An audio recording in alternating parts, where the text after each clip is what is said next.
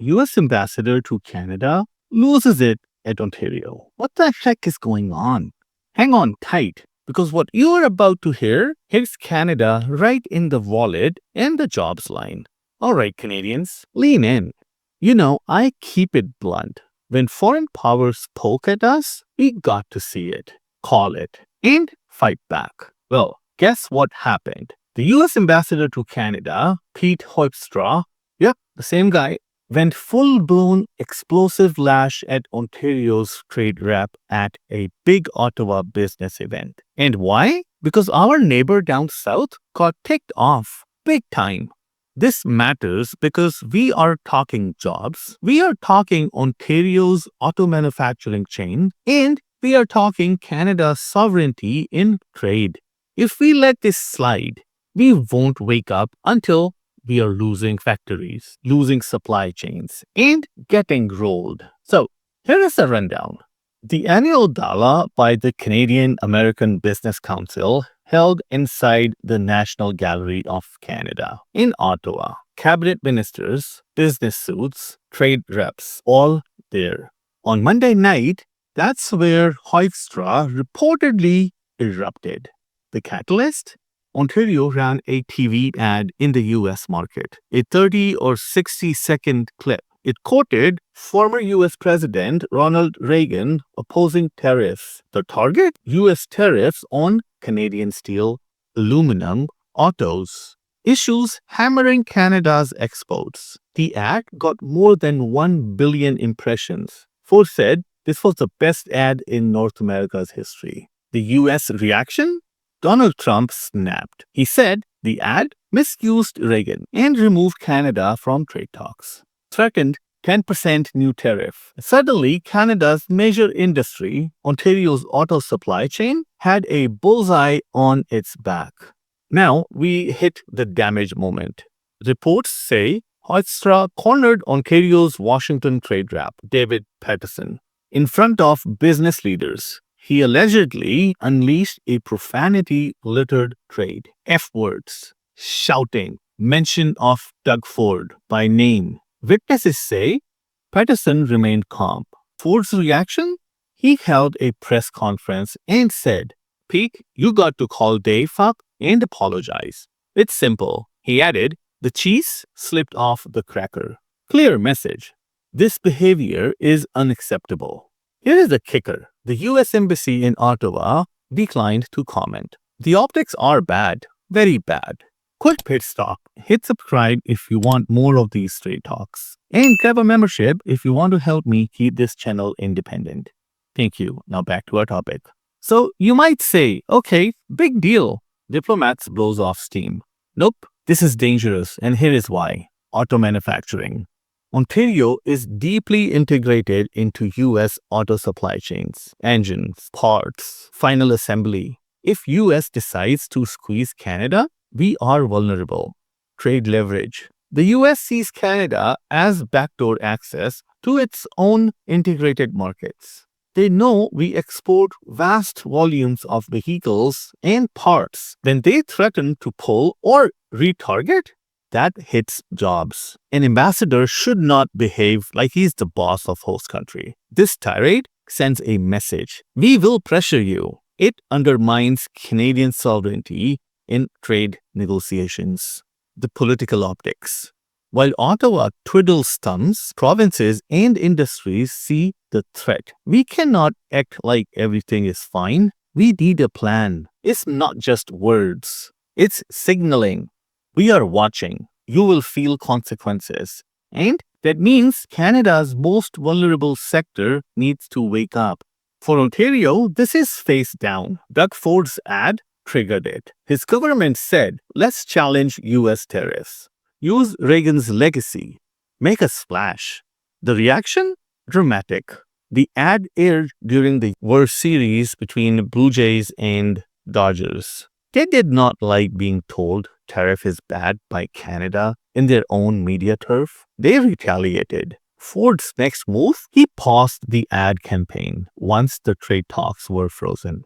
Yes, he backed down to some degree. But the damage, the tirade, the pressure, the vulnerability, Ontario's industries, auto, steel, manufacturing are now in a spotlight. If US decides to escalate, Ontario could bleed.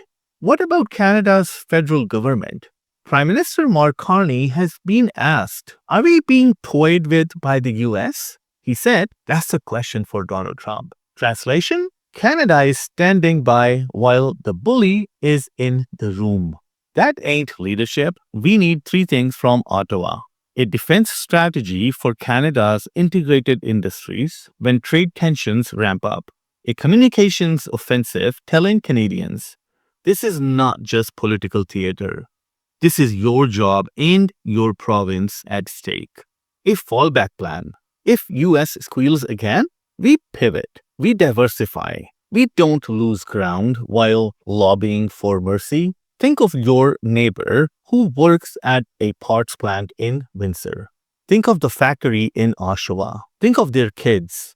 They are not worried about tweets. They are worried about layoffs. They are worried about cross-border supply lines. And what do they get? A US ambassador acting like he's above the Toronto Stock Exchange boardroom. In Canada saying, uh-oh, sorry, you are upset. That's weak. We deserve better than that. So what are the broader implications and the consumer angle? Let's zoom out. This is not just Ontario versus US. It's Canada versus US protectionism. Here is how. The US is shifting. They talk bipartisan, but behavior says our jobs first. We feel it when they threaten tariffs, when they rewrite rules about domestic content. Canada's manufacturing model is built on integration with the US. When they pull back or raise barriers, we drop. If you buy US-made cars, you are indirectly signing up for the status quo, where Canada gets squeezed. You can choose differently. Choose vehicles built in Ontario. Choose Canadian-owned, whatever possible. The governments talk big, but action is slow. We cannot rely solely on Ottawa or Toronto. We also act. We vote with our dollars. We demand industry supports. We signal we won't stand by while our jobs are bartered. There's a real leverage in a consumer pivot, but it's on us to create momentum. So what's next? The fight ahead. Here's where it gets serious. Auto industry. US might escalate. If they think Ontario is disrupting their plants, they will push factories out, reduce cross-border parts, demand more US content. Ontario must prepare for that. Trade negotiations. Canada must go from reactive to proactive. The days of we will just talk it through are over. The US is playing hardball. Provincial versus federal unity. Ontario's clash with the ambassador shows provinces cannot be bystanders. They must coordinate with Ottawa, but also defend their home base. Public messaging. Canada needs to frame this as a national security issue, not just trade. When major jobs are at stake, that's defense too. Consumer and business.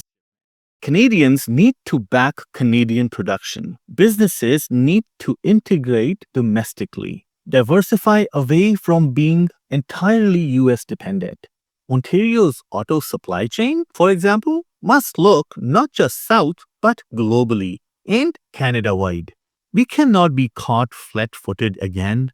So who's to blame and what we must do? Look, the US ambassador, he lost it. That behavior is unacceptable. It's undermining Canadian-US relations, diplomacy, and trade trust. Trump and US administration. The underlying attribute is Canada, you better toe the line. Tariffs, trade models, supply chains. They're reshaping. And Canada is getting told quietly. Ontario's government. They provoked a reaction. Maybe they wanted to. That's their right. But they also must be ready for retaliation. And Ottawa?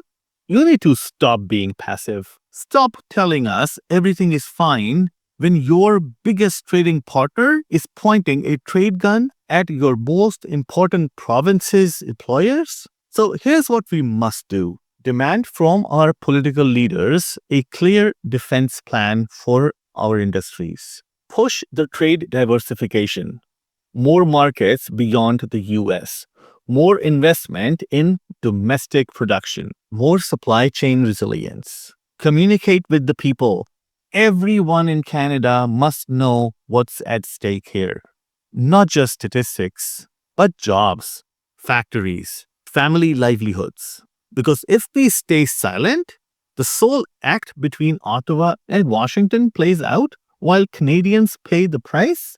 Because if we stay silent, the solo act between Ottawa and Washington plays out while Canadians pay the price. And we won't let that happen. Here is your move. If you are buying a car in the next year, pause. Check where it's built. Support Ontario made. Support Canadian jobs.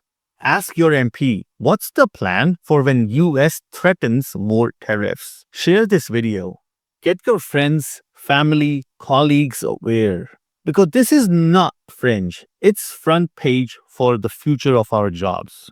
Subscribe to the channel, hit the notification. We are going to track what Ottawa does next. Because when Canada stands up, we are stronger. When we stay quiet, we get steamrolled. So yeah, that story you read, it's real. Ambassador tirade, trade war brewing, Canadian jobs in the crosshair. But more importantly, it's a wake-up call. Canada either fights for its place in the world and for its industries, or we watch someone else decide it for us. Stick with me, because next time, we will break down exactly how Canada can defend itself, who we need to partner with, what industries to keep alive, and how you can be part of the push. Until then, get loud, get informed, get fighting. Thank you so much for watching, and I'll see you in my next video.